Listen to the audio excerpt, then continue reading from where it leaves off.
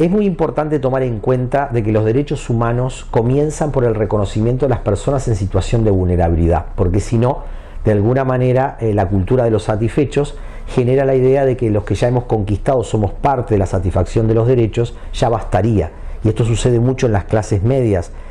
que solamente se visualizan a sí mismas, o aquellos que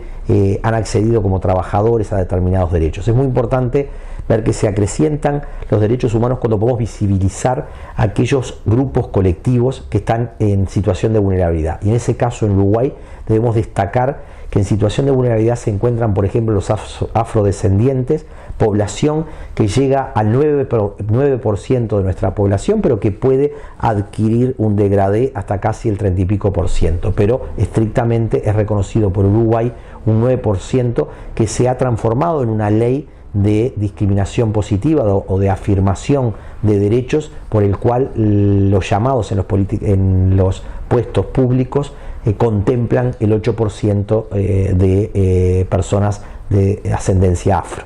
Por otro lado, degradé implica de alguna manera que se autodefine como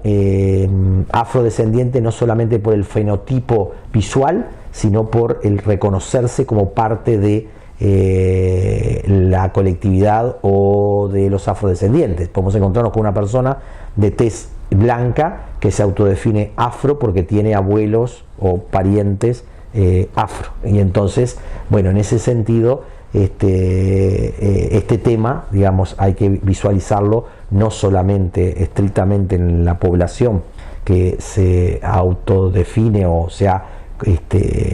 estadísticamente como afro, sino que hay la autodefinición fenotípica para evitar la discriminación o el racismo, ¿sí? Que tiene connotaciones también difíciles a la hora luego de la toma de decisiones cuando se adjudican puestos por ese porcentaje, ¿sí? Bien. Es importante ver de que hay otros sectores de personas o de colectivos en vulnerabilidad. Veíamos el caso de las personas trans, es decir, el que por su condición de opción sexual quedan muchas veces sin trabajo, quedan sin posibilidad de acceso a la educación y a la salud, y entonces contemplar esos colectivos es fundamental.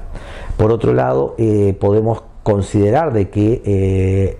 las personas en situación de vulnerabilidad por su condición de género, ¿no? Es decir, hay una situación donde muchas mujeres en Uruguay están en una situación de vulnerabilidad por la violencia de género que se ha dado en las familias,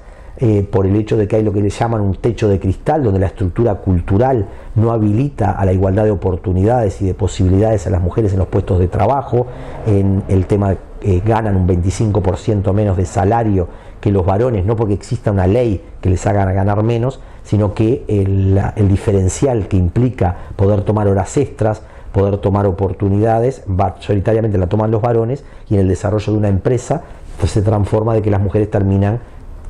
teniendo un salario menor que los varones, ¿sí? Es decir, por otro lado, lo que podemos ver como situación de vulnerabilidad en la infancia, es decir, en Uruguay el 75% de las familias están en una condición de bienestar, tenemos un 25% de familias que están en vulnerabilidad social, ¿sí? Es decir, pero que la pobreza estrictamente hoy llega a un 23%, y que por tanto es sustantivo el poder atender la primera infancia, la infancia y la adolescencia con todas las políticas que se han desarrollado en esta época. Por otro lado, no cabe la menor duda de que están en situación de vulnerabilidad los jóvenes en sectores populares, puesto que las oportunidades son tomadas más muchas veces por los sectores medios o los sectores organizados, ¿no? Y ahí podemos ver de que el acceso a la universidad solamente corresponde al 34% de los que terminan la secundaria. Es decir, Uruguay está en América Latina increíblemente en el lugar más bajo de conclusión de la secundaria, es decir, el cierre de la secundaria solo lo termina el 34% de lo que la transitan, y eso es un déficit que genera la vulnerabilidad de accesos a los derechos. ¿Tenés una cifra de la región para comparar? Y bueno, eso podemos luego poder mostrar gráficamente los datos donde en este momento estamos en el piso, ¿no? O sea, países como Bolivia, Argentina, Chile, Brasil están por encima de Uruguay, ¿sí? Es decir, también sabemos que estas cifras comparativas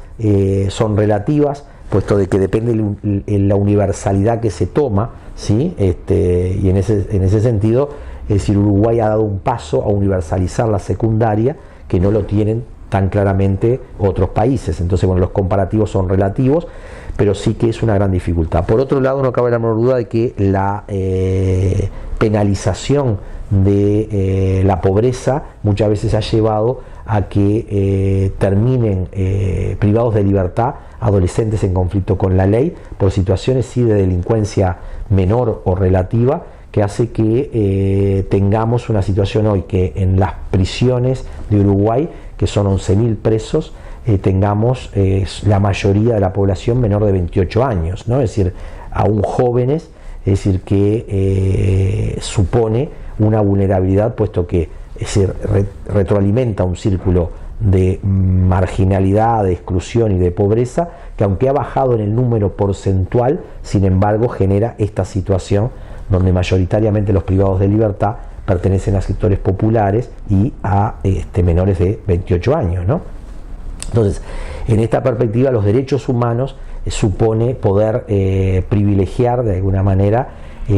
a estos sectores para que puedan lograr tener oportunidades y rutas de salida, ¿sí? Y en ese sentido, los gobiernos del Frente Amplio han trabajado en estos últimos 15 años no solamente en lo que es la macroeconomía, la microeconomía para generar oportunidades materiales, sino también en políticas sociales de intervención en el territorio, que hoy están cuestionadas en algunos aspectos, puesto que en estos núcleos más duros, donde tenemos un sector que encuentra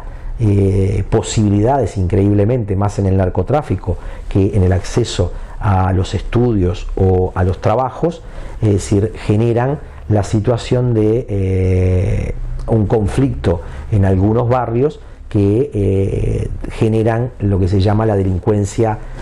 o la inseguridad ciudadana, que no hay que percibirla justamente en forma aislada, es decir, hay que percibirla por la ausencia que hay de la seguridad integral, que debería estar más presente y es parte de los objetivos del gobierno, que llegue a esos barrios, es decir, oportunidades laborales, oportunidades educativas, oportunidades culturales, para que no se vean los jóvenes de esos sectores populares que son minoritarios tentados a introducirse en la delincuencia, que luego generan a través de la amplificación que los medios de comunicación hacen como si fuera toda una realidad, ¿no? Es decir, esto es importante ver que esto no es en el Uruguay algo que está generalizado, aunque los medios de comunicación construyen,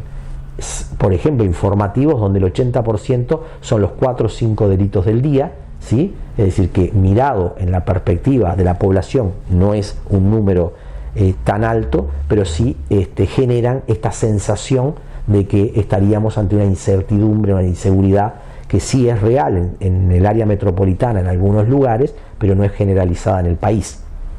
Entonces, en la línea de lo que estamos diciendo, es necesario trabajar los procesos de salir de vulnerabilidades integrales a seguridades integrales, ¿no? Es decir, bueno, nosotros trabajamos la idea de lo que se llama la interseccionalidad de vulnerabilidades como la interseccionalidad de seguridades. Es decir, bueno, trabajar la idea de que una persona en una condición de ausencia de cercanía de servicios públicos, que pertenece a grupos vulnerables como son los afrodescendientes, como son los trans, como pueden ser las personas sin acceso a la vivienda, están más expuestas a ser cooptadas por un proceso de deterioro social. Y por tanto, hoy el gran desafío es reconcentrar recursos para poder dar seguridad integral a los distintos sectores.